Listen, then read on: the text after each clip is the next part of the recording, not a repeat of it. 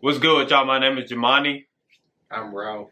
and this is another episode. My fault, okay. And this is another episode of Soul Sit Down.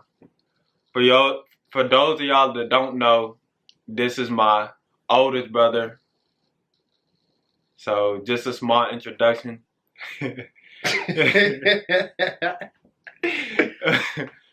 He's the person that I probably looked up to the most in my life as a young child. Most people would say that I copied a lot of his ways, but I don't think I copied him. I just think that we're a lot alike. But I definitely did look up to him in a lot of ways. But yeah, this is my oldest brother. A very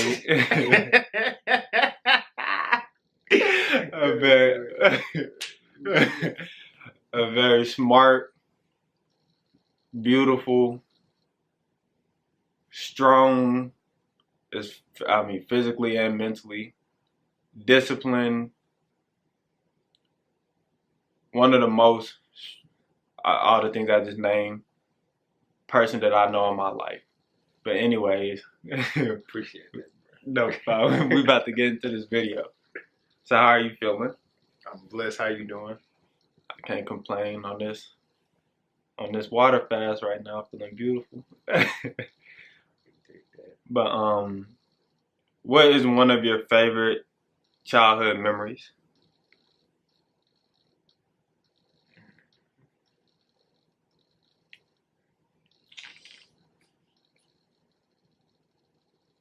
I'm gonna say something outside the box. I feel like one of my favorite childhood memories is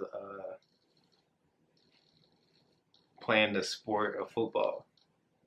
Why do you say that's outside the box? I feel like a lot of people would like name some. How can I say it?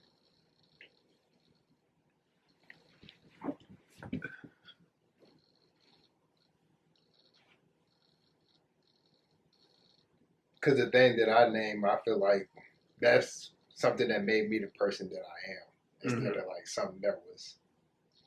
It was fun, but I feel like it made me, like I said, the person that I am. So,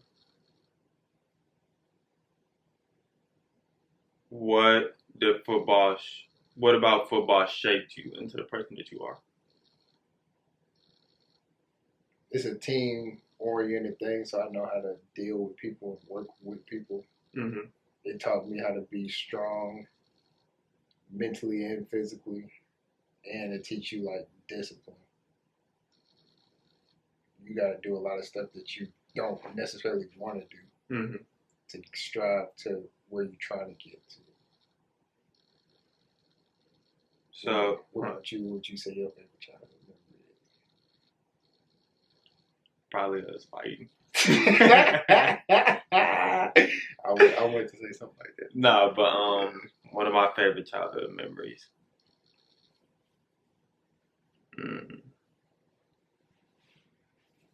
Probably us, all of us, me, you, and Peyton, playing either football with Raekwon, or I would say when we used to go down the street and play basketball at Javante and Jonathan in the crib. That was one of my favorites. What is one of your worst childhood memories?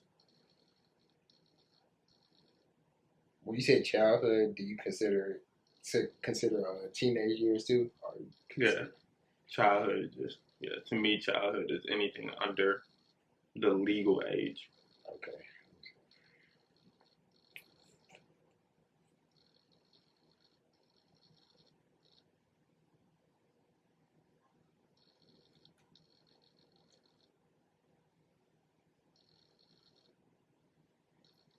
I'd probably say when I separated my shoulder, probably be the worst. No, it's crazy because that's a question I have for you later on. But since we're already on it,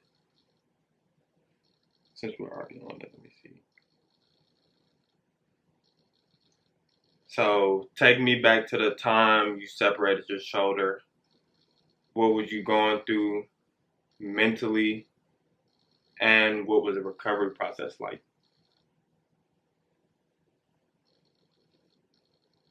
Can you repeat the question one more time? Take me back to the time you separated your shoulder. What was going through your mind, and what was the recovery process like? It was the end of a JV game. I was playing quarterback. You know, I threw the ball, threw an interception. I went to make a tackle. Got the tackle. I hit the ground. I fell on my shoulder. But at first I didn't feel nothing. Mm-hmm. As soon as I got up, it was like a sharp pain. It started in my shoulder and then went like through my whole body. Mm-hmm. So initially, ain't nothing go through my mind, but like, that shit hurt.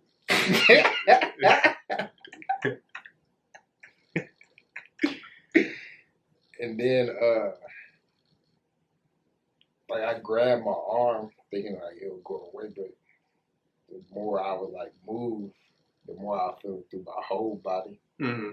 I really ain't know like what was going on, and I remember I couldn't like take my pads off or shirt off or put anything on.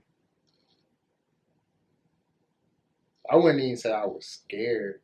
I didn't think it would be like I didn't been hurt before, but I didn't think it would be like that like serious. Yeah. Nah. Then the recovery process, I wouldn't even say like I'm fully healed because it still hurt. Mm-hmm. And what it did to me mentally, I feel like that's like the first thing that kind of like broke me mentally. Yeah. It showed me like, cause I always felt like I was invincible. Mm-hmm. Still like, do. Not, I mean, yeah, I do feel that way, but like, that was like the first thing that like showed me that you're not really invincible. Yeah. Okay, I see what you're saying. But no, what's crazy is, you about to start crying? Nah, hell no. I know it. It's tripping. But nah, what's crazy is I actually remember that night. Of course, I don't remember exactly like what the date was or nothing like that, but I remember it was me, Mama, and Peyton. We was all at the game. We saw you throw that interception.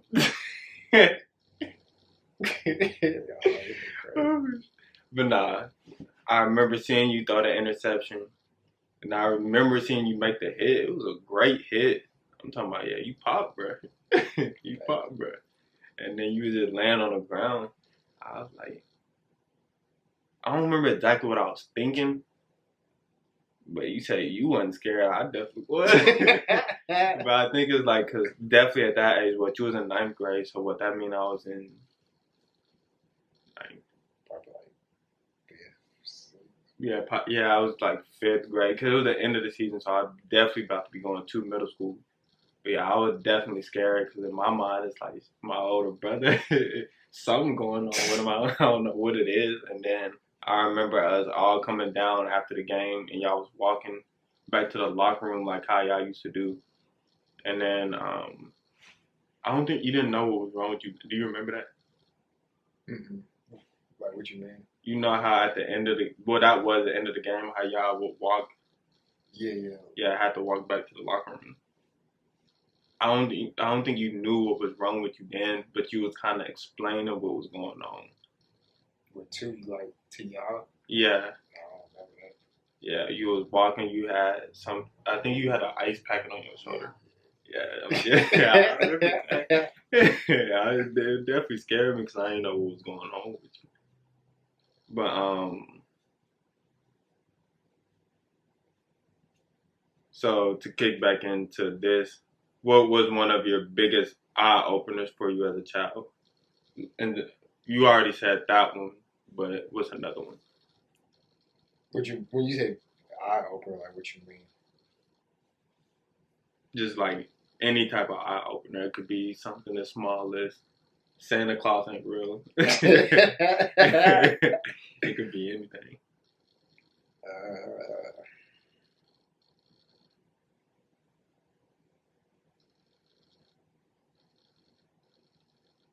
I'll say the moment that I actually like realized that. Well, of course I'm the oldest brother, but like the the moment that I realized, or I was told that like your brothers look up to you, so you need to like watch what you do Hmm. and say. So, exactly what did that do to you mentally?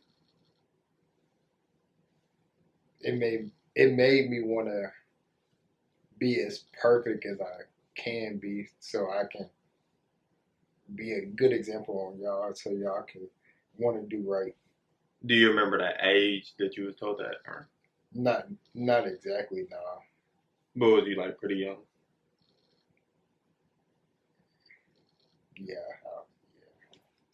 yeah. But was it like Probably like late elementary, early middle school so? time frame. What was the level of pressure like for you?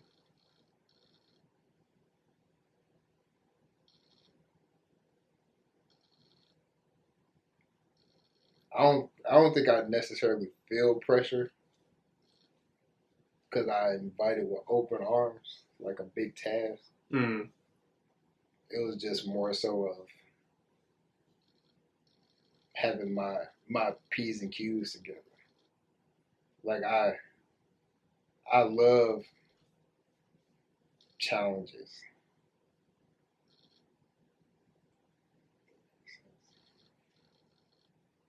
Yeah, dude. There was another question I wanted to ask off of that.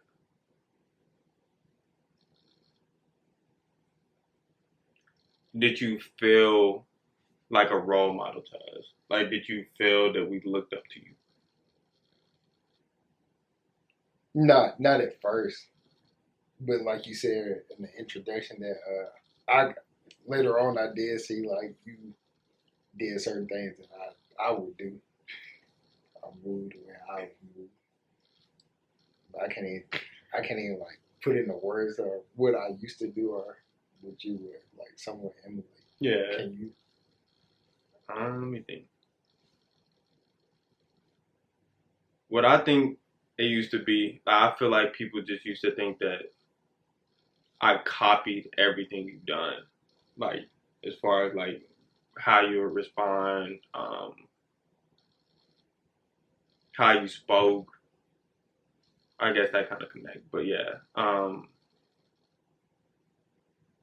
no, that's what I remember it to be. But it's definitely other things, like you said, I can't like exactly remember specific stuff. But I mean, it's really still like we kind of like that to this day for real. And then I noticed that stuff that like say that you or Peyton was good at, and I'll make fun of y'all for being good at it, and then y'all would like stop doing You definitely hurt my feelings a lot. Nah,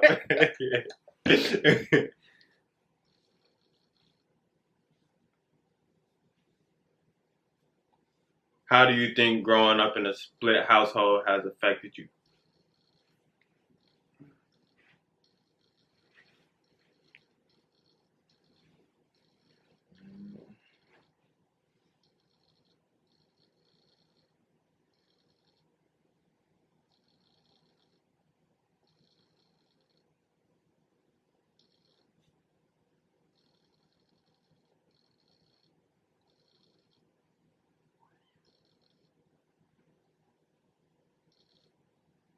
it. I'll say it showed me like there's no one way of doing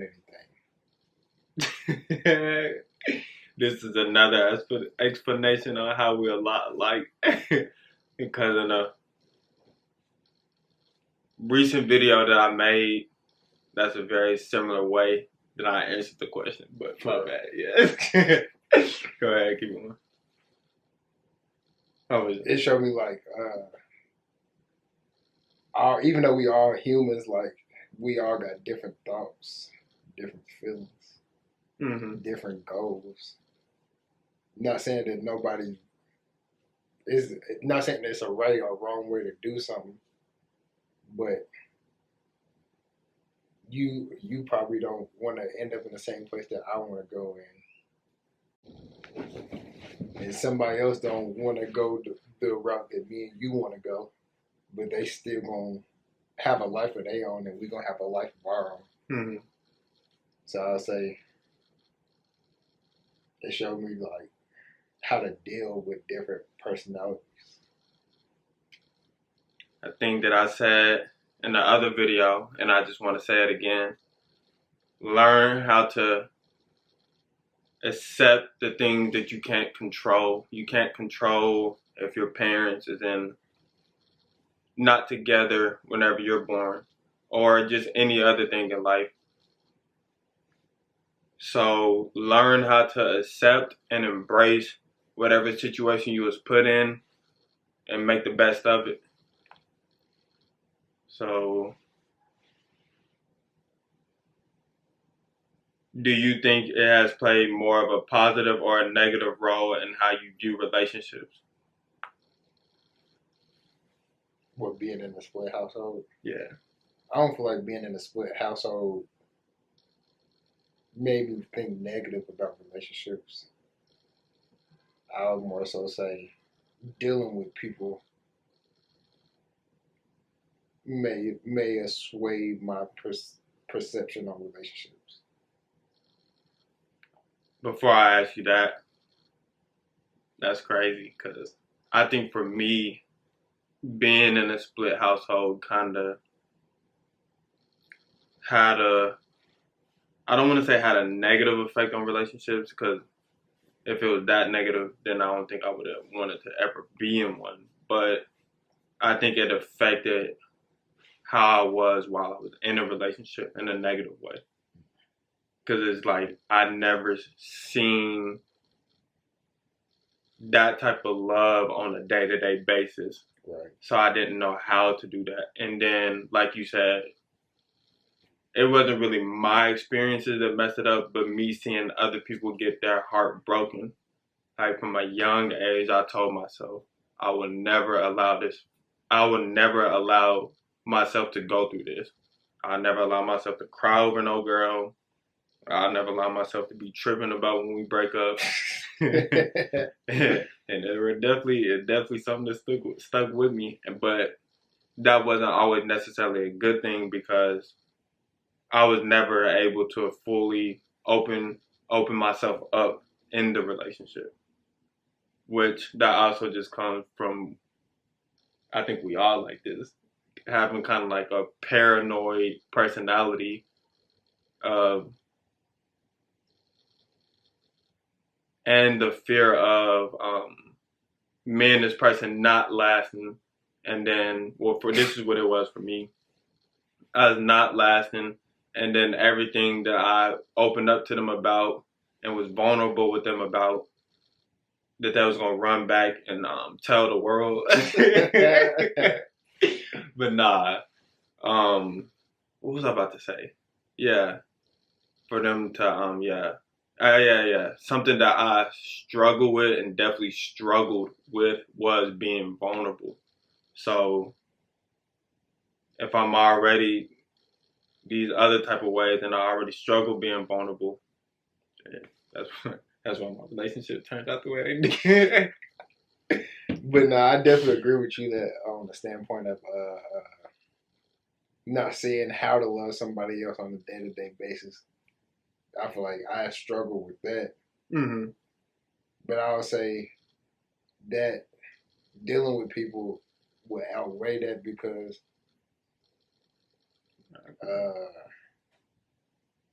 as a relationship, I don't feel like people know how to communicate or deal with problems like if me and you have an issue with each other, like the average person don't know how to sit down and work through their problems. Like, yeah. We don't know how to agree to disagree and move on. Or not even, if not just move on, we don't know how to. It's like a double-headed sword. Either one person don't want to talk about it and just want to move on and act like nothing happened, and if that's the case, the other person want to talk about it, but either they too scared to keep on bringing it up because they don't know what the other person gonna do, so they just try to move on, but you can't. I feel like, for me personally, I feel like you have to talk about something and then move on from it. Don't act like it ain't never happened. Nah, yeah, I definitely, I definitely agree with you. It was something. I want to say something.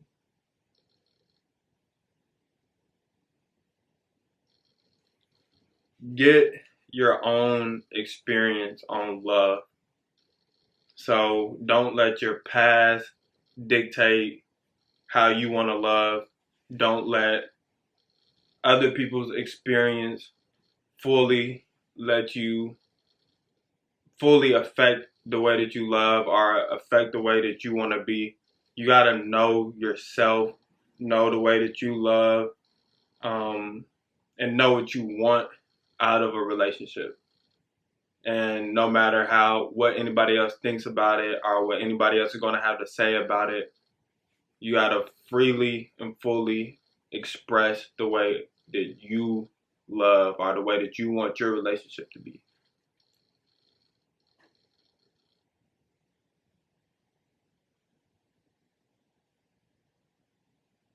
How would you describe your younger self?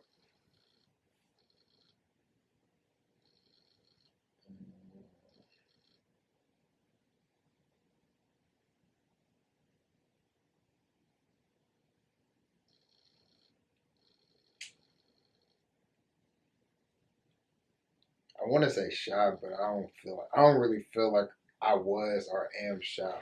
Mm-hmm. And I only say that because I'm quiet, but it's not that I've ever been scared to talk to people because I would talk to anybody. But I just, when I'm around people, I ain't never like cared to be the center of attention. Mm-hmm. So I'll say I was laid back. Yeah, you definitely the most laid back out of all of us. Probably say,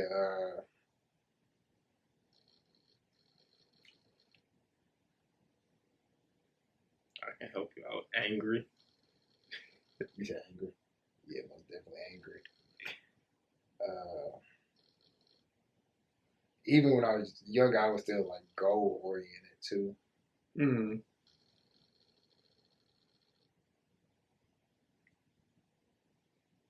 So laid back, angry, and goal oriented. Also. Do you? Well, I know you're not no more, so I'm not gonna ask that. But what helped you break out of the anger, and what were you angry for? Mm,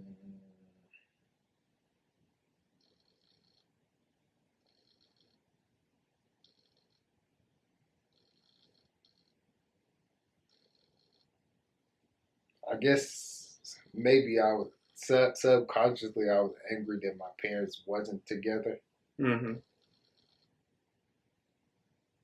and I couldn't do nothing about that. And I feel like I was angry. I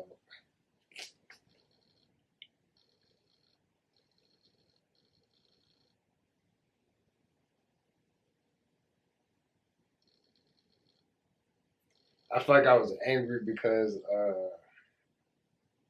I'm the type of person like even as a child, say mama was going through something like she was upset, that would like upset me that she Mm-hmm. was upset and I couldn't do nothing about it being a child. Or if y'all was upset and I couldn't do nothing about it. Nah, Or even if I def- could do something about it, it would still like make me upset. or I felt like I had to.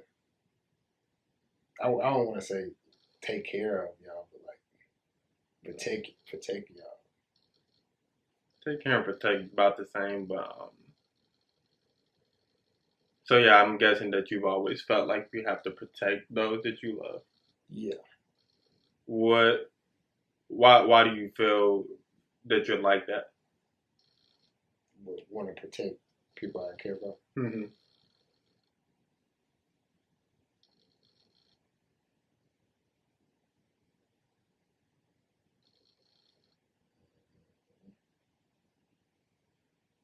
I don't know if it's astrology or not, the placements of all that.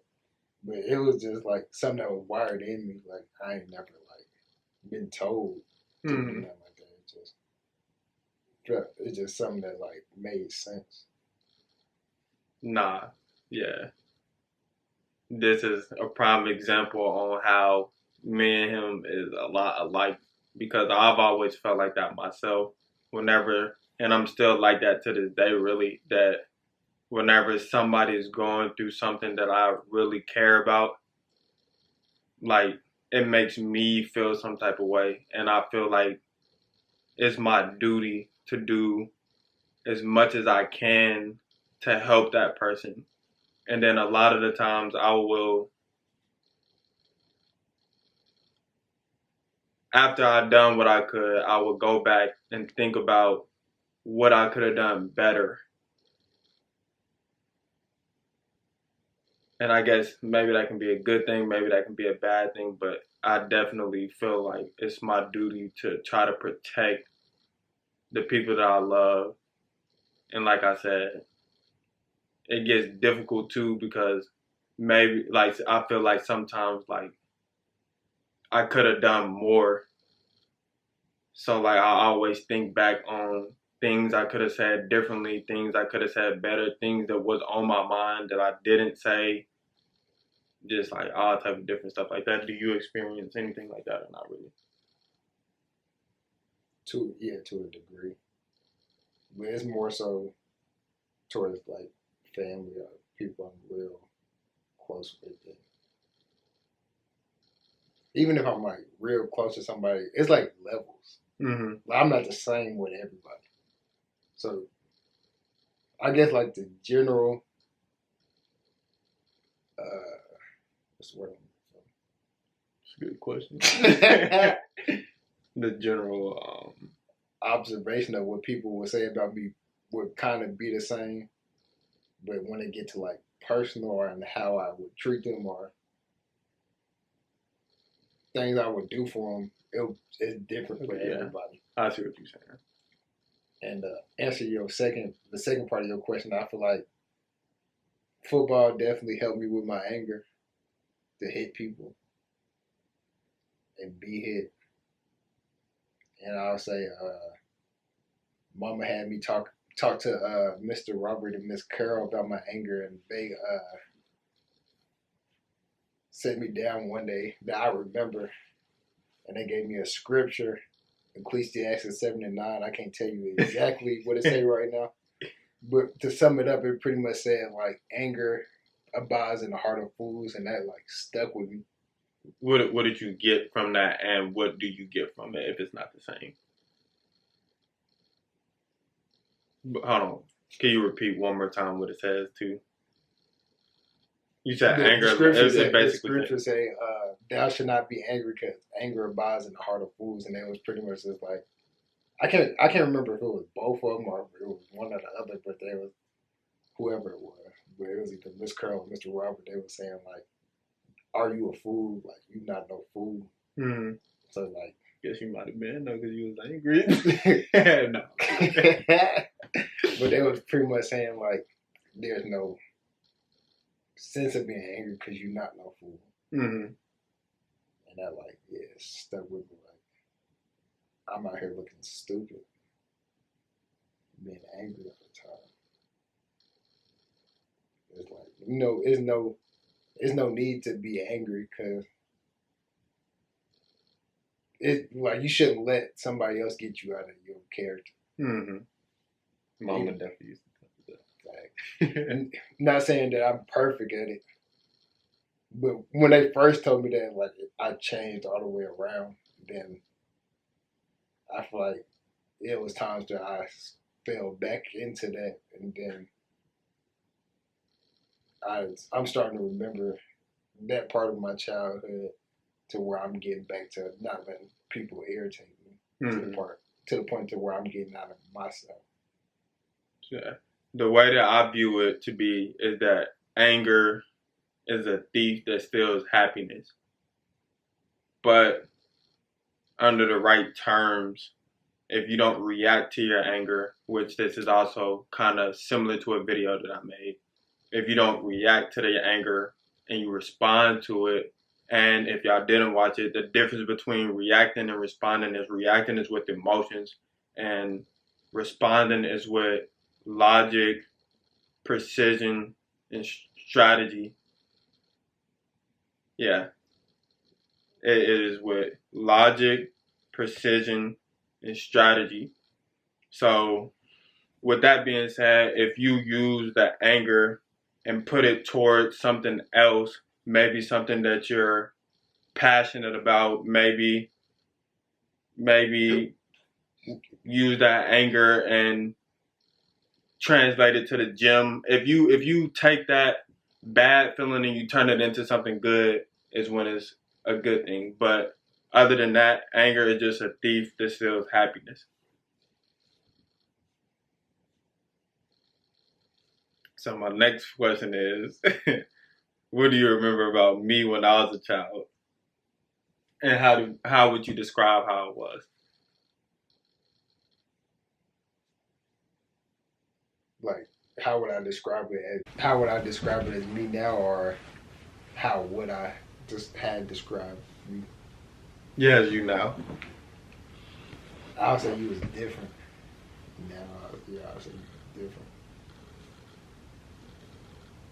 Elaborate for me.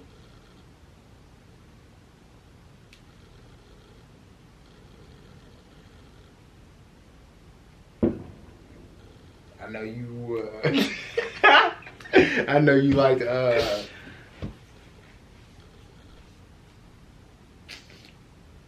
You was the brother that would wear like bright colors. Mm-hmm. Blue, orange, yellow. From shirt Leo. Shirt down to your shoes.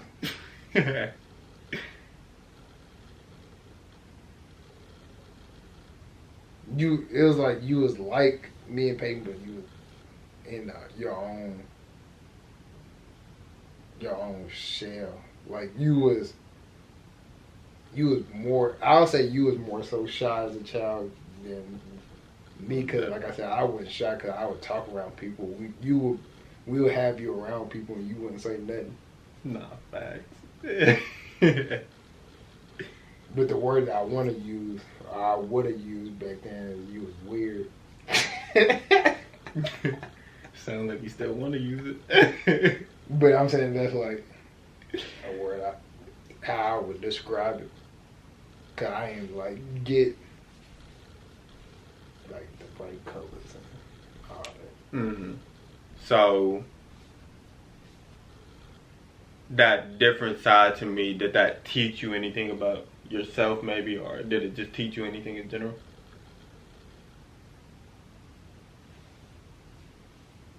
It taught me like not to judge people. Cause of course, like everybody get picked on, but it's like certain. It's like our boys picked on me. But it's like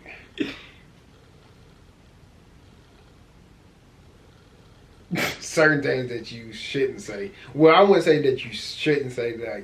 It's like maybe you should ask questions instead of talking about why somebody's doing something. Because there's a reason behind everything. I definitely agree with you. So yeah, I just want to reiterate what he said. Because naturally as people, we so quick to judge another person. But instead of judging the way that they are, why don't we try to ask questions to try to see why they are the way they are? Because just by us being quick to judge them like that, that could be something that's like sacred to them, like something that's very important to them. So now you knocking them off the path of them feeling comfortable to express themselves in that way, or being themselves. And yeah, that's not fully on you. That person has to be strong enough mentally to not Get off the path. Yeah, to not get off their path and to stay true to themselves. But you can only put the blame and accountability on yourself.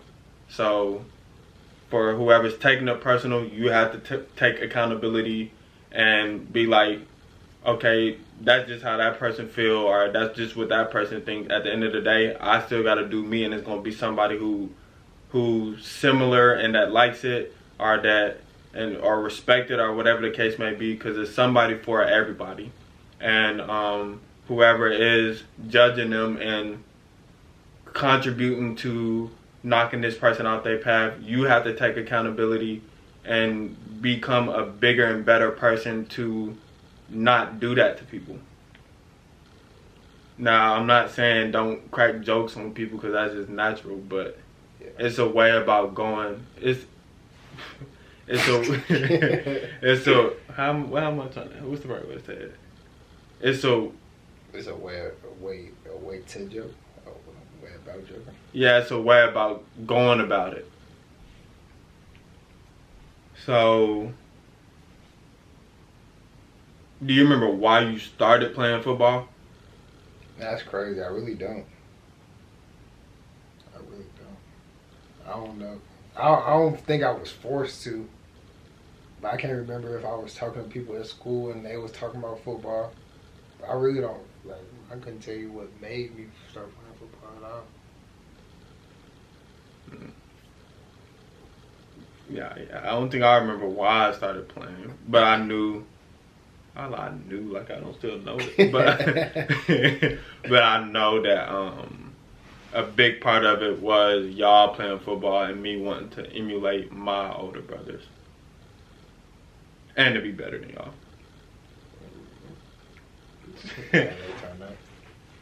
I think I was better than y'all when we was younger, but so something that I want to ask you: early on in your football life, I forgot you played flag football, did you? Soft as shit.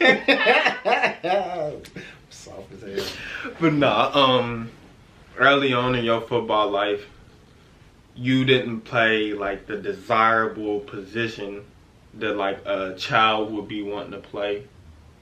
And you didn't get to start playing those type of positions until later on in life. What, until like?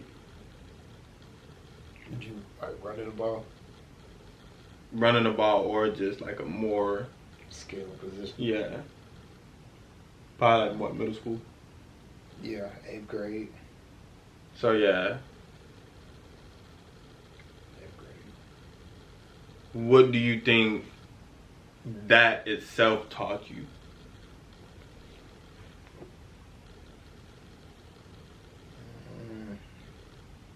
I feel like that's what made me tough. Cause I didn't like you said, a child wanted to play. Like, I didn't know no better. Mm-hmm. Like, I don't remember wanting to be like no receiver, or no quarterback, or no running back, nothing like that. Mm-hmm. It was just like, we weigh in. They say I was overweight. That's what it was. So I don't remember what I played in flag football, but I know when I first started playing tackle, I played center and defensive end. Mm-hmm. So it was just more so I wanted to play football, and this is the role that I'm gonna have to play. And like I said, teach you like discipline and how to work as a team, and it teaches you stuff that you necessarily don't want to do. Mm-hmm. So I had to like be in a 3-point stance, put my hand in the dirt, and like soon as you snap the ball snap as a linemen, like, you physical from the jump Mm. to the whistle blow. So, like I said, I feel like that made me like strong and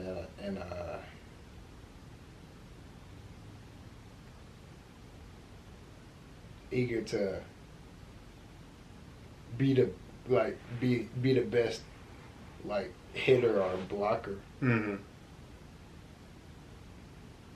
And with me playing positions like that, like I ain't like look up to no running backs or nothing like that. I want to be like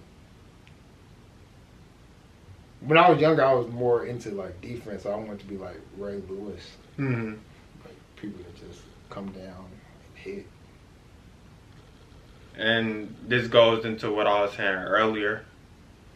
What I get from what he just said is he didn't complain or take it personal, which I mean he did say he didn't know any better, but he didn't complain about the position he was put at. What I believe is that everything happens for a reason, and maybe initially him playing those positions helped him be a better quarterback, a better running back, better at the positions because it made him take a more physical approach to it, and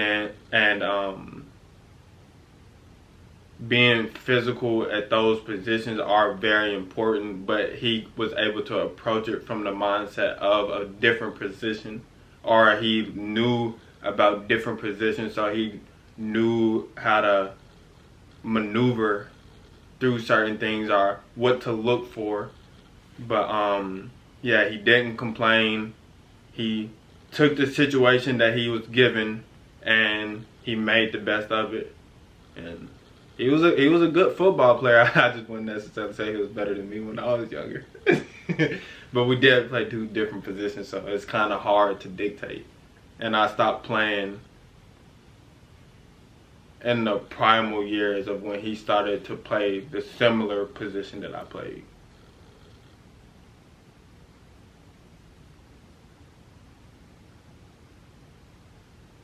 So making a transition from football, or it could be something in football. What was something you struggled with early on in life? Interacting with crowds, I still translate to like that to this day. I don't like being around a lot of people. Well, why? 'Cause I feel out of place. I'm not on with like a lot of other people. So is it more so the type of crowd that you're around, or you just don't like being around a big crowd of people, just in general? I want to say in general, I feel like I feel the energy of everybody around me. Mm-hmm. I don't know how to cope with it. So something that I would say, because that's something that I definitely experienced, is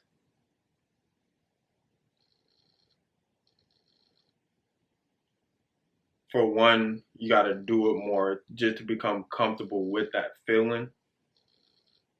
And then another thing is,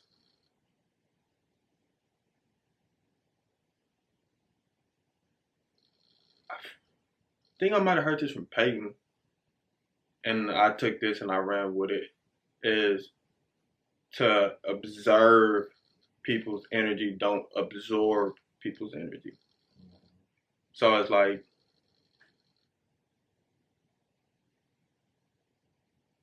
you are definitely a very grounded person. So you gotta teach yourself ways into being grounded within the way that you feel and the way that you thinking enough to not let other people, you feeling other people's energy affect the way that you are. Yeah. Next question I have: what was one of your most pivotal moments in middle school?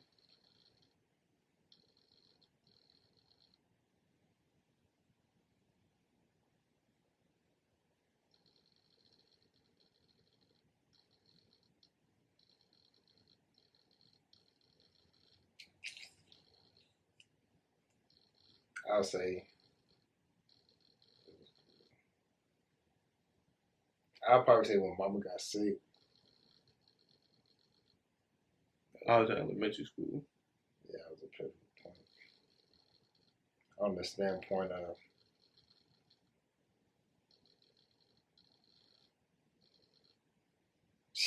Mama was a person that would like baby us Mm-hmm. to the point that where we really ain't have to do nothing. Mm-hmm.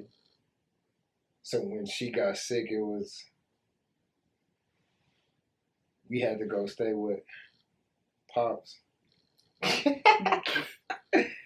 And Mama, the thing that I really remember, like I hate, but I'm not good with words. Mm-hmm. I hate reading. I hate it. I had a, it was, I was in seventh grade. I had a social studies teacher. I think his name was Mr. and Sarah. No. He used to give us crossword puzzles all the time. And Mama, she liked crossword puzzles, so I come home, give it to her. She'd knock it out. And she got sick. Boy, I had to do them crossword puzzles. I couldn't I find look you words. remember that. I look you remember that because you and Daddy used to kind of get mad at you, didn't he? Yeah. Yeah, I look. Yeah, I look you remember that. And that's the like we were saying earlier, you gotta learn how to deal with two different personalities because like females they like soft on you Mm-hmm. and they'll take care of stuff, and as a man he harder on us and expect certain things to be done at certain times and be perfect, and it's like I'm not saying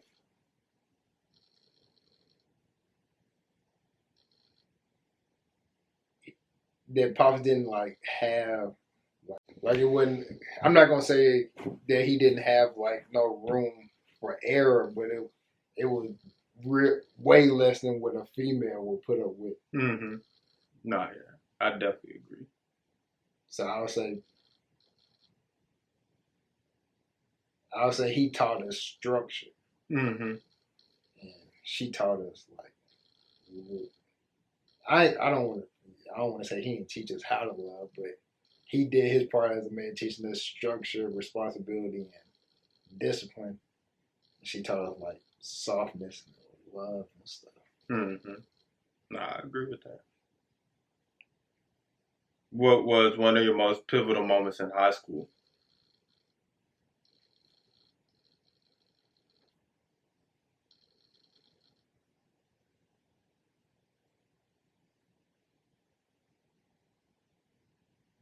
I'll probably still say when I hurt my shoulder. Yeah, and I, as you can see, that's what I thought you was gonna say. I don't know. Right after that, you remember I said I was already planning for us to talk about that. But yeah, so next question is, tell me about your first heartbreak and what did it teach you?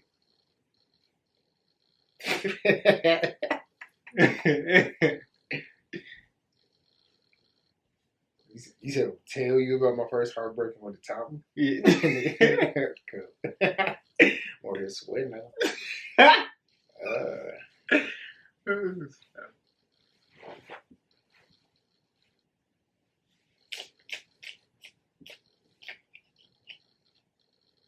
did I say about it?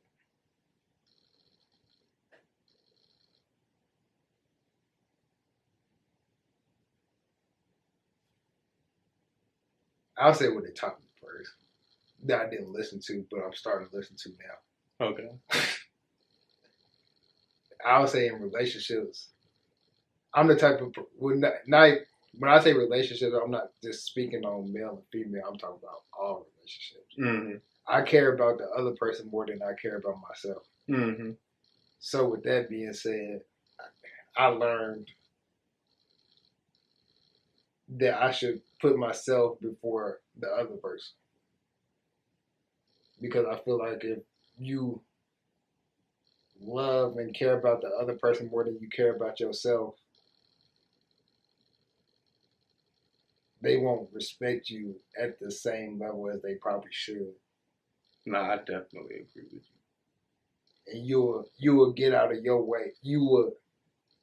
It's like you lose yourself trying to please somebody else. Preach. Nah, but quick story. Nah, I know what you're talking about because I believe that naturally I'm the same way, and I think that comes from seeing Mama be such of a people pleaser, and I admired so much of how she was. Right. So it was like I don't ever want somebody to not like me, or I just want to please whoever I'm dealing with as much as possible. And I took it to the extent to where y'all might think this is normal, but this is not normal. but but I used to like unadd girls off Snap. Like I literally would unadd every girl off Snapchat. I would delete every girl's number that I had. I don't remember if I would unfollow them off Instagram or not, because I would delete Instagram every year anyway. But yeah, I would. Yeah, I don't know what I was thinking. But with that being said, I feel what you're saying though, because I feel like I lost myself in a lot of my relationship by trying to overly please them and not staying true to myself.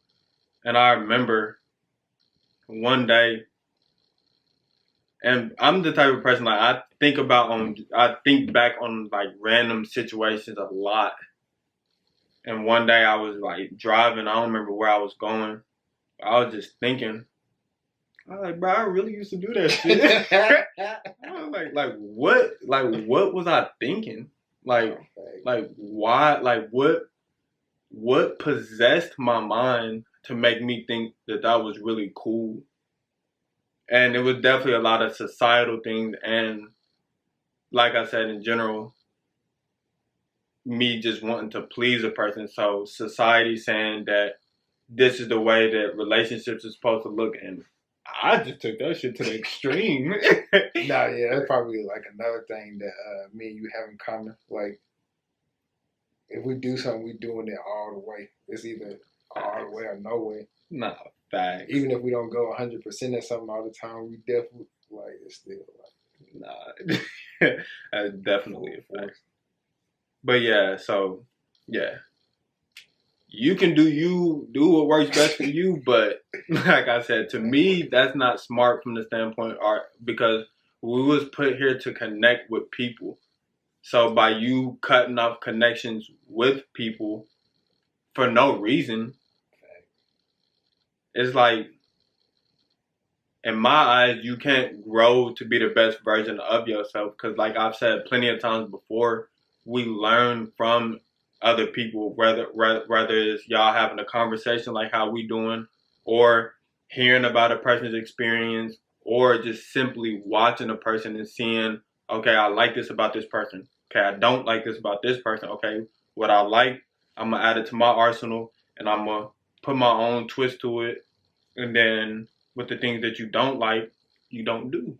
Or you try not to do. And then if you do it, you learn from it and work on not being like that. Because certain things I do believe is genetic things that we might not like that people do in our families, or people that we hang around a lot. We kind of adopt their ways of being, the good and the bad. But like I said, you work and strive towards not doing the things that you don't like. You build yourself off of you, of course, but I also do believe that you build yourself off other people, because we are all one. We're connected. So, were you done? What you were saying? Like, how do you want me to answer that part? Because it was a 2-part question. How do you want me to answer the other part? You said tell you about my first heartbreak. Like, what you? I guess what was your first heartbreak? What was your first heartbreak? Because for me, I would say my first heartbreak was from mama, but from the standpoint is that I felt as if she loved y'all more than she loved me. Mm-hmm. So I guess like you don't gotta say exactly what happened, but what was your first heartbreak?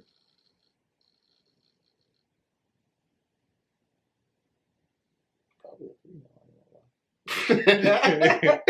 Probably.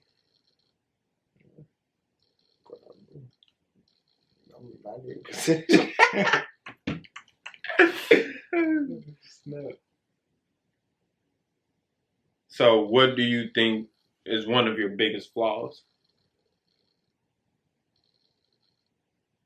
I inch closer to you.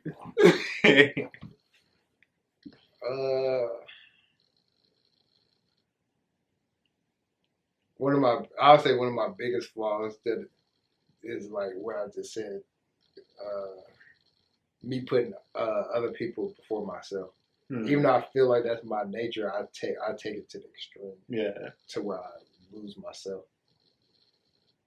It's like I felt like the only way I was living was pleasing everybody, but deep down I was really hurting myself. Mm-hmm.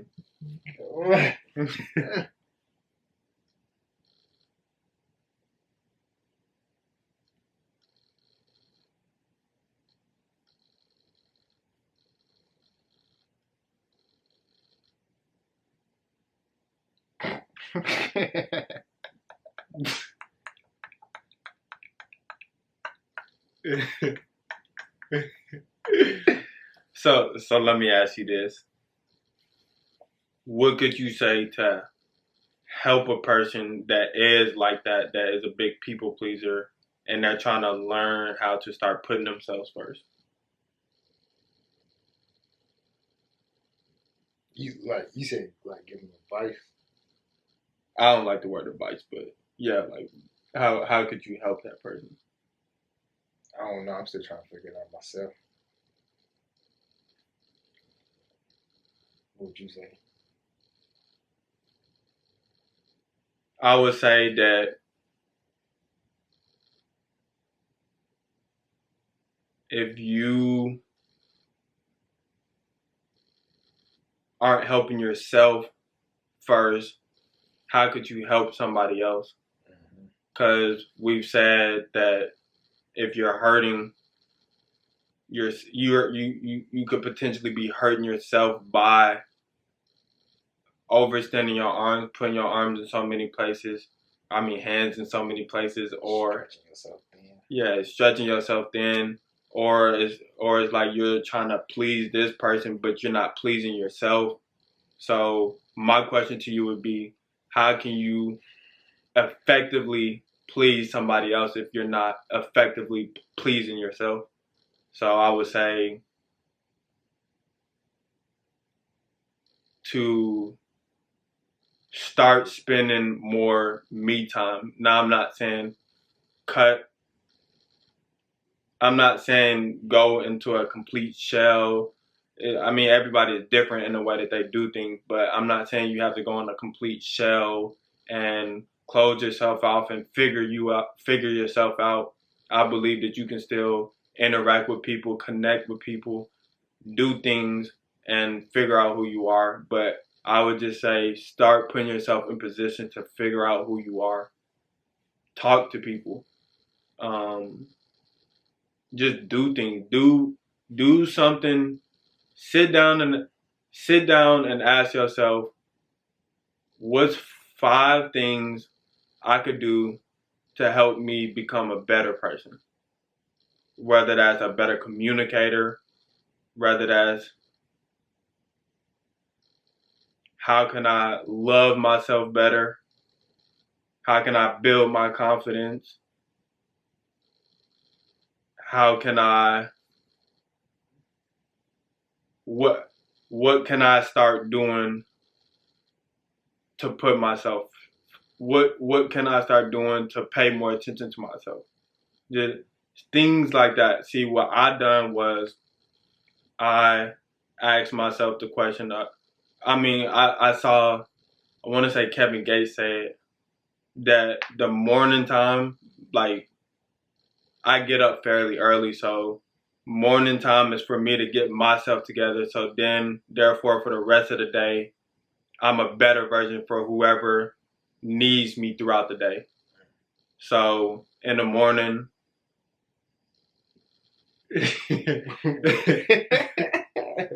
I think about saying something about you, but in the morning, in the morning is when I get myself together. I do push-ups in the morning,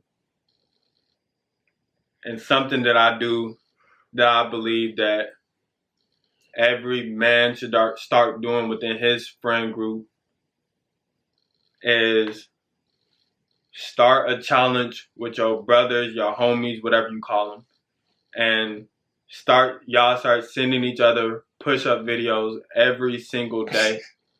And what I was gonna say about you, I know you do your push-ups, but you don't always send them. But nah, start sending push-up videos, whatever, because that's you holding your brother accountable. And physical fitness is one of the most important things, I believe, as a person in general and definitely as a man. And yes, it ain't no man. Yeah. It's one. Oh, yeah, this is what I was going to say. And physical health and physical fitness translate into the mental clarity and the spiritual clarity and the emotional clarity. But was you about to say something? Not to add on to nothing, but what was the question? What was my weakness? No, the question was, what would you say to somebody who does feel the same as from the not before that. Did I say that? What is one of your biggest flaws? Flaws. I was gonna add on. I'll also say like my laziness and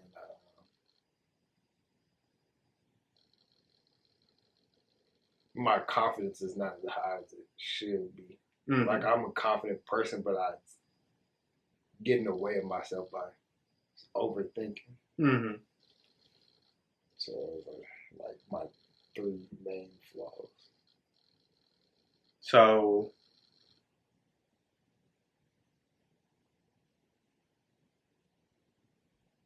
what are you doing to help with your overthinking?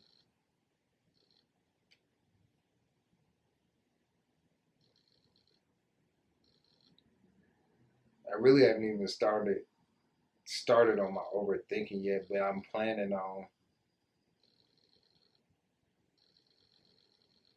just being more assertive. Mm-hmm. Like whatever pops into my mind, body, or soul first. Is not harming other people.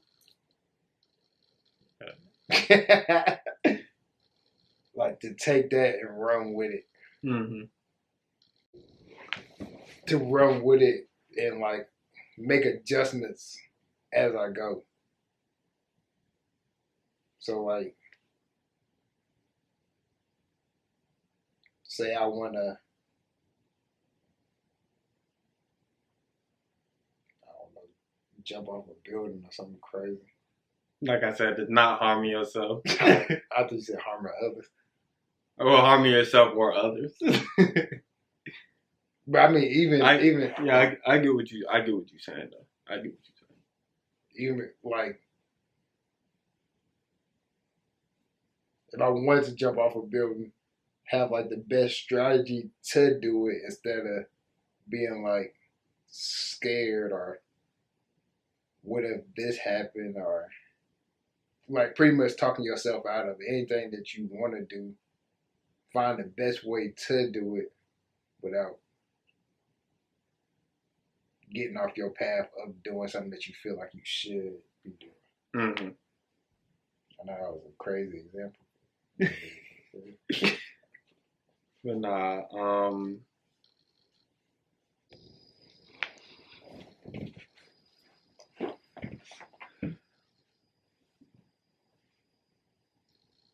so my next question to you is, how did the passing of mama affect you, and what has it taught you about yourself?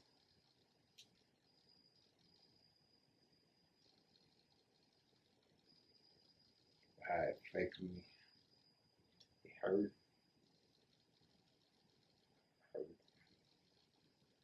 And what was the other part of the question? What has it taught you about yourself? I'll say the passing of mama like taught me how to be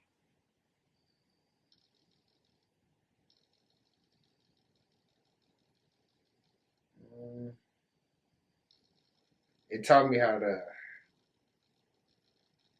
understand my feelings more, be more in tune with my feelings. On the standpoint of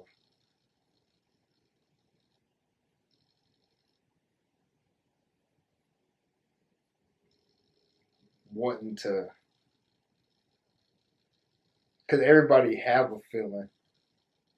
It's at first I would have a feeling, and I would either ignore it or I would react to my feeling. Mm-hmm. Now, or even if I would ignore it, I would process it, but not. I don't feel like I would process the feeling. I would more so process my reaction to whatever I was feeling. You said before, that's what you do now. Before. So, like,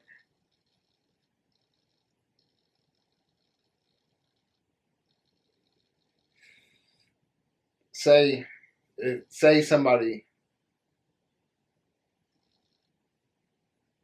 I'm trying to think of something. It's gonna be a bad example, but say somebody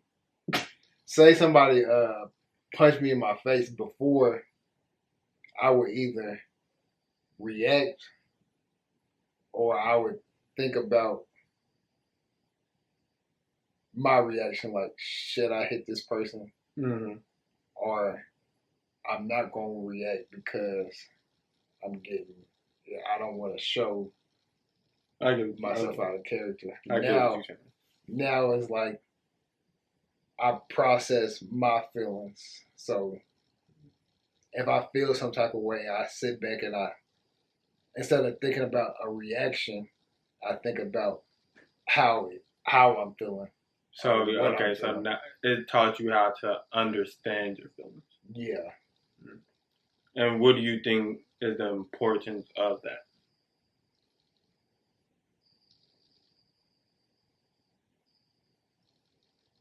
Before you answer, I'm gonna tell you what I think the importance is. I think the importance of that is a lot of the times we may not be reacting in the right way because whatever we're perceiving could be taken out of context. So if you give yourself time to sit back and think and process how you're feeling, and then you calm yourself down in that process, and then you go back to the person and see what it is, then a lot of the times your initial reaction may not have been the correct reaction. Now, sometimes you, whenever you take that time off and then you go back and ask them, and then if it's the same thing, then now you got to do what you got to do. But yeah. But I feel like for me, processing my feelings is more of a standpoint of it's teaching me how to be vulnerable because, like I said, growing up, wanting to protect certain people in my life and playing football is always, I feel like that gave me like a shield of not feeling certain things. So something could hurt me or make me feel some type of way, but the way I was, I would move on, or I would like dwell on it without like no answer. Now I'm like searching for an answer to move forward. Mm-hmm. Like, yeah, I'm more so taking my feelings like I do communication. Like I said earlier, people don't know how to communicate. People just want to move past it. I would want to move past my feelings. Mm-hmm. Yeah, I don't think it really don't work like that. No, facts, it definitely don't. And I think by being that way, it definitely leads for a person to not understand themselves. Okay. So if you're not understanding yourself, that causes a trickle effect in your confidence or your self-love or self-respect. Like it trickles into a lot of different things. So that was a good point that you made. So why did you start prioritizing your health? And I'm gonna ask that first. Why did you start prioritizing your health? Everything really tied back together with everything. Like I started prioritizing my health because of the passing of mama. Mm-hmm. And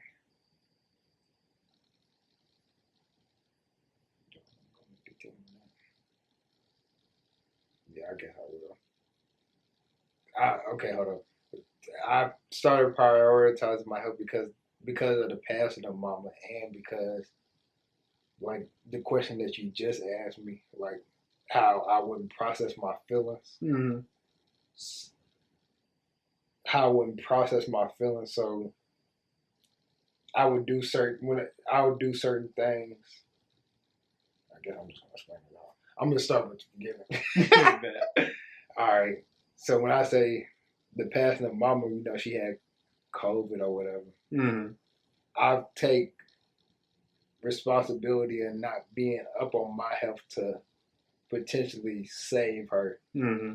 So I feel like even though she lost her life on this earth or in this world, whatever you want to call it, it was meant to happen for.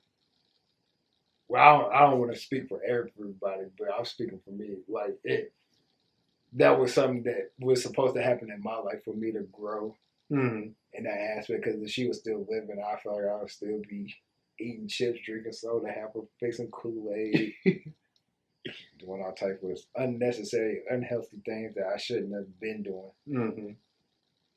And then when I say with my feelings, I'm a emotional eater and snacker. Mm-hmm. So when she passed, it got worse. Like I was like that anyway, but when she passed, it got worse.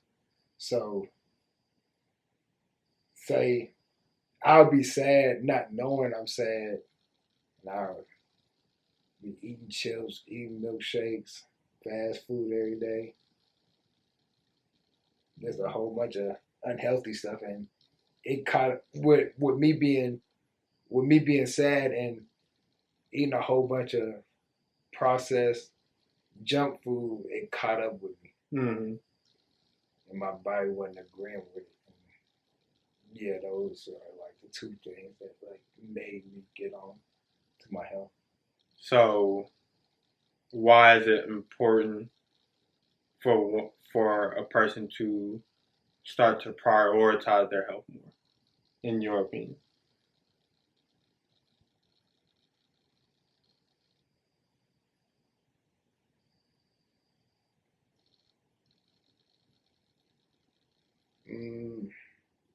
A lot of stuff that we eat, plus like that not going outside or exercising, like plays a it plays a huge role in our physical like appearance and Mm-hmm.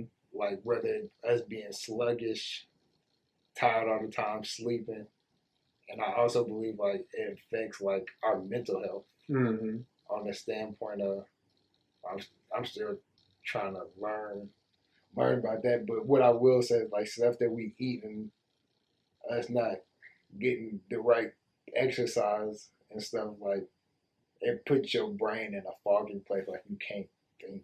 Mm-hmm. So it makes you like depressed and angry all the time, I would say. No, yeah, I definitely agree with you.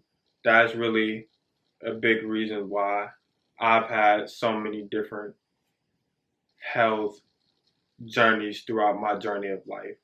And one thing that I will say, you have to find what suits you best, because I went vegan for a point in time. I've just completely cut out red meat.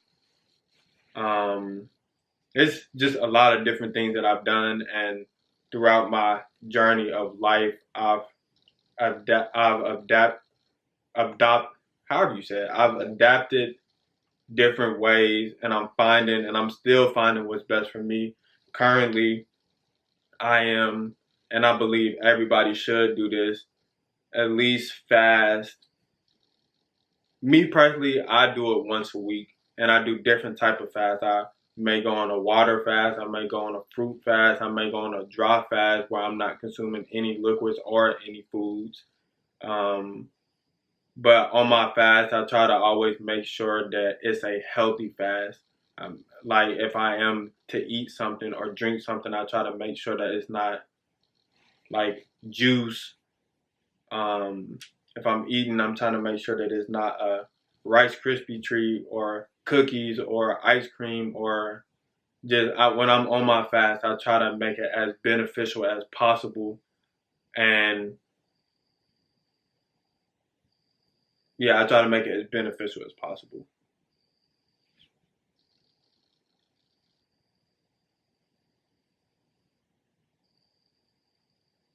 If you could give any your younger self any knowledge, what would it be?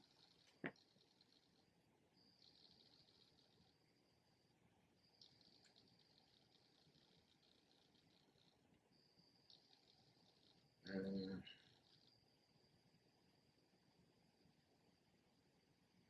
step out the box a little more. Don't let don't let your inner thoughts affect where you could go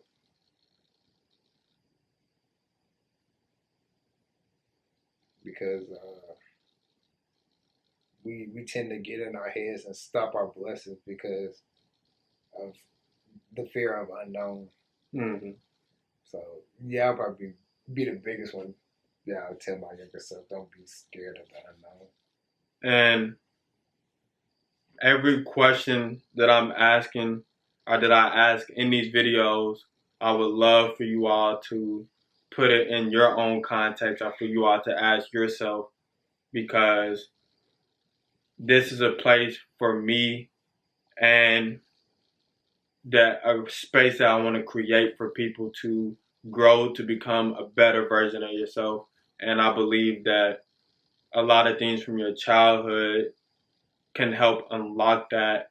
And I also just, a lot of the questions that I ask, I feel like if we are to think about stuff like this more so on a daily basis, it'll help you get to where you want to be. And like I said, I believe that it can help you become an overall better individual. But another question I have for you is, what is one of your biggest motivations to keep going?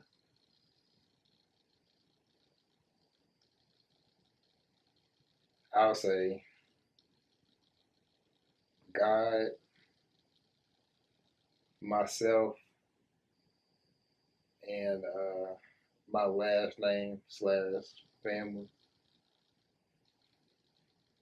I'll say God because He put all of us here for a reason and to accomplish certain things, Mm-hmm. go through certain things. So to please him and do what he planned for me to do myself on the standpoint of being the best me that I can for myself and my family and my immediate, well, when I say family, it's blood and not blood. Mm-hmm. And for my last name is my legacy for like my ancestors, for the people before me. And yeah, ancestors, people before you. Yeah. Yeah. For my ancestors and for my ancestors to my parents and for the people after me, for my children, their children, my brothers, their children. If they had, well, none of us have children. If we was to have children, you know what I'm saying? But like, yeah, for everybody else. What about you? What keep you going? I think you hit the nail with a lot of stuff. Definitely, like you said, family. And family to me doesn't pertain just blood. I believe in creating your own family, because a lot of times that family that we were given, I believe that my extended family, which is the friends and stuff, and people that I met along the way, that they treat me better or they care about me more than what a lot of my blood family does. And yeah, I went into a spill, but yeah, anyways, one of my biggest motivations is definitely them and being the best me for them. Me being blessed by the higher power of life every day and not taking it for granted. I believe that when you're not pushing yourself to the when you're not pushing yourself to the fullest extent, you're doing yourself a disservice and you're doing your higher self a disservice. That's something I want to tell my younger self too. Go harder. Yeah. Oh, yeah. That's definitely a fact. But yeah, so yeah, those are some of my biggest motivations. And like you said, the legacy. I feel like people don't honor their legacy like how people in the past used to do. Because once you do, it's certain things, it's certain things that wouldn't be going on today if people respected and honored their last name and legacy, like how people used to do. But my final question for you is, what is your overall message to the world?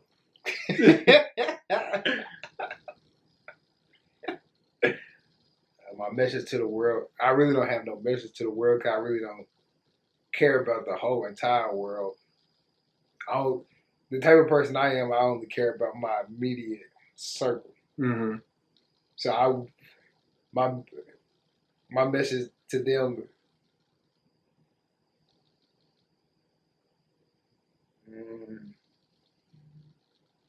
be the best them that they could be. Try to grow and learn something every day. I'm a tourist, so I hate change, but I've realized that change is really what people need in life. Mm-hmm. And it's really hard for me to put into words because I don't like to lead with words. I like to lead with my actions. I like my actions to speak louder than my words because I feel like people can say anything and still be doing whatever behind closed doors. So I guess that kind of go with discipline to show how you living instead of say how you living. Mm-hmm. And when I say I don't care about the world, I mean I care about people in the world, but I don't care to reach everybody in the world. Mm-hmm. I I just want to make my imprint on the people that I know, and if they touch the world, or if they touch somebody else that I don't know personally, or if say I teach you something and you sprinkle it off to somebody else, and then they take those teachings and make themselves better, I feel like I'm doing my job. I personally don't feel like I'm supposed to reach a million people by me. I could reach the same people by touching 5 to 10 people personally, and then they touch other people. And I respect that to the core, because you have to know your role and you have to know what you're good at, and not, you have to know your role and know what you're good at and exploit that. But one thing I do want to say is you're definitely a natural leader. And I've told you this before. Lead by example, of course. Actions always supersede words, but I believe that a great leader knows how to also vocalize, and he's able to walk what he's saying and talk what he's saying. Right. Because everybody learns differently. So you, as a leader, you have to know who you're leading and how to lead them. But yeah, I want to let you know that I appreciate you. Before you end, can you touch on people knowing their role? I feel like that was a good point. I would like you to go deeper. Yeah, remember that, because this camera's about to die, so I'm gonna charge the battery for a little bit, and I'm gonna get back to you.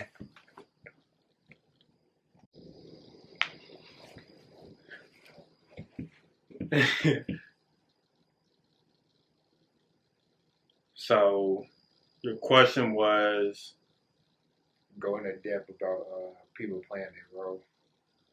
So, quick story. Well, I'm gonna say this first. Something that I realize is that a lot of people in our generation want to be the face, because they feel like the face gets the best, the best perks and the best end of the stick. But I believe that it takes a team for everything, and everybody within that team receives the same blessings. But quick story. So for me, I knew my role in basketball.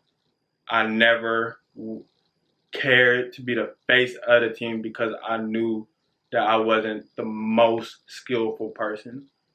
And my confidence wasn't the highest with basketball while I was playing it. Now, can't nobody tell me nothing. But anyways, my confidence wasn't the highest. So, like I said, I knew my role, and you have to be able to accept your role.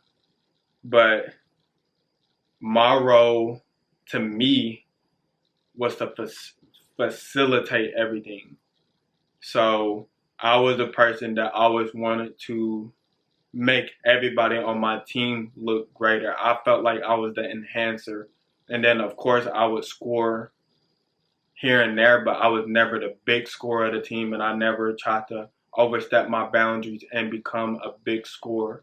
Do I feel like I've maybe underplayed my role sometimes? Yes. And that's another thing that I want to talk about. You have to learn how to not underplay your role, and how you can learn.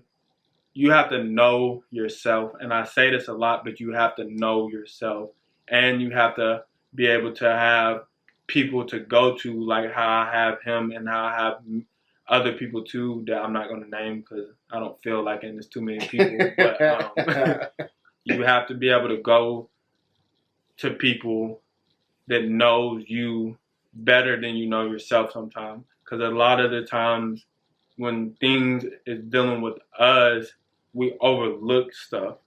So I have to have sit down conversations with the people that I'm close with and ask them, what do you think I'm good at? What do you think I'm not good at? What do you think? Well, I don't like the way I just said that, but what do you think I need to work on? And you have to be able to trust the people that you're going to is going to be 100% honest with you, because that's what you need. You can't have somebody be like, you're perfect. There's nothing you really need to work on. It's always something that we need to work on. But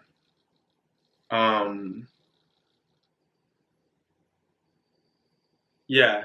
And another story that I want to tell real quick is this video has actually been in the making for about what? We first tried to record this video probably like 2 months ago. It probably feels longer than that, but it was a minute ago. Yeah, it don't matter exactly how long ago it was, but we first tried to record this video a while ago, and I was in my head a lot, and that's because I'm a perfectionist, and I'm going to make a video about this. It just came to my head, but anyways, I'm a perfectionist, and when the things aren't going the way that I feel like it should be going, or like I just get in my head and feel like I could be doing better, I could be saying certain words better, I could be more entertaining. When things aren't going the way that I feel like they should be going, I tend to shut down, and it will affect my whole day, let alone affect the content or affect whatever I'm trying to do. And he helped me realize that, for one, and it's something that I've known too, but you need people to reassure you with things sometimes, because like I said, you get lost in your own head. But nothing can really be perfect, because what is perfection, for one? But for two, when you thinking something should go a certain way and it takes a completely different route, that's the higher power showing you that this is the way it was supposed to go. Yeah, you wanted it to go like this, but this is how it was supposed to go. And you got to be able to trust the higher power, and that the way that the higher power wants it to go is the way that it should be going versus what you think, because it's the higher power always knows what's best. So, like I said, you have to learn how to trust and have that faith that that is what is truly best for the situation, best for you and best for the other person. But yeah, that story was a contribution of him playing his role to me being, that was him playing his role of being my brother.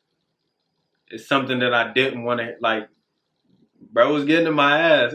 He was getting in my ass, and it's not something that I wanted to hear in a moment, but it's what I needed to hear. And I spoke about this before. We have to learn how to be able to accept criticism and critiquing from people. Because if he didn't tell me that, then yeah, okay, I could have potentially still came to the realization of what I needed to do, but who knows if I would have. And I appreciate you for not holding your tongue back.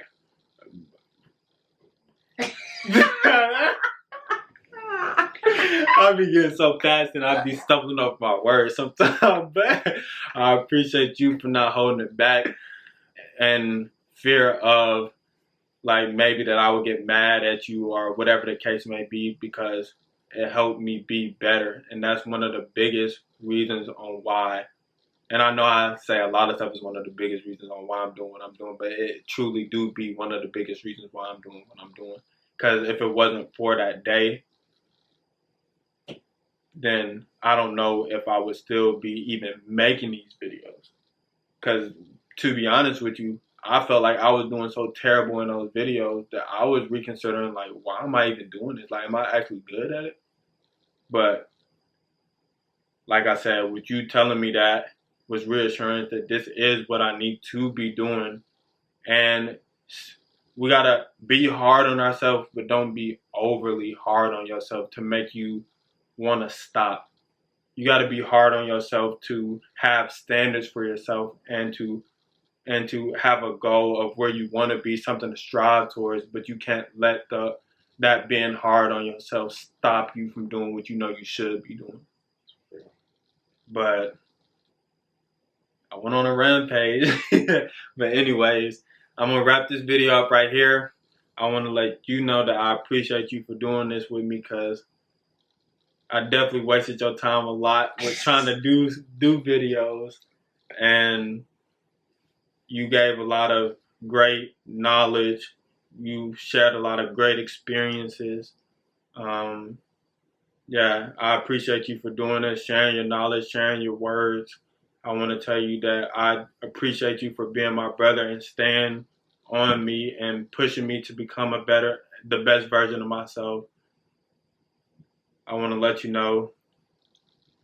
I want to let you know that I love you with all my heart. I appreciate you sincerely. I want to let you know that you're a beautiful person. I want to let you know that you're very smart.